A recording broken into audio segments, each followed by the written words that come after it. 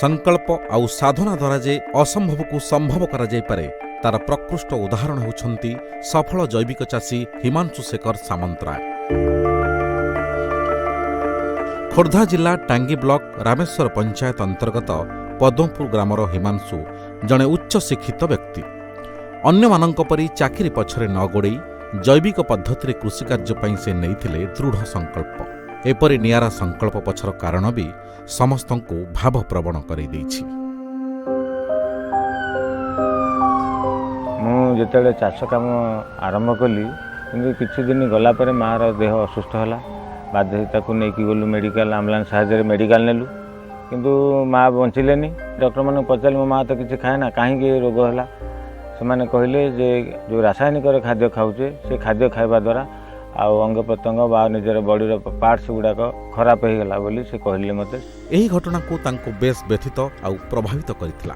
से संकल्प नेले जहा तांको मांक प्रति होईची ताहा एणिकी कौनसी परिवार प्रति न हेउ। बास सेही संकल्प तांको बाट कढी नैथिला ओडिशा और ओडिशा बाहर थिबा विभिन्न कृषि गवेषणागार और तालीम केन्द्र को। सेठारु से जैविक कृषिर विभिन्न कला कौशल शिखी सेथिरे दक्षता हासिल कले।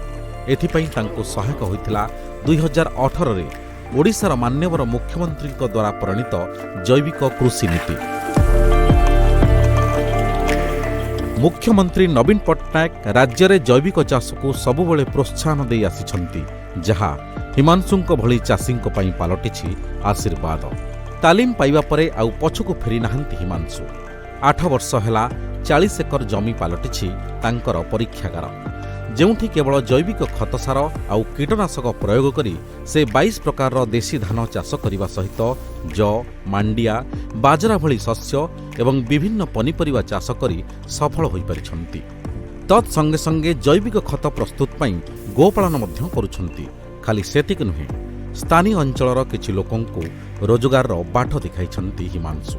योजनाबद्ध कार्यक्रम नवीन सरकार जो बजेट पास होउची जो योजना आरंभ कले से योजना गुड़ाक सबुठू सुदृढ़ भल सब। प्रति पंचायत रे सरकार योजना जो जैविक पद्धति आम करूँ आउ टे अवेयरनेस करते सरकार आउ एटा आहुति टे आउ बहुत कम दिन भीतर सोसाइटी पूरा परिवेश ठीक हो जाता। हिमांशुंक सफलता तांको पई अनेक सम्मान आउ स्वीकृति आनि दैछि।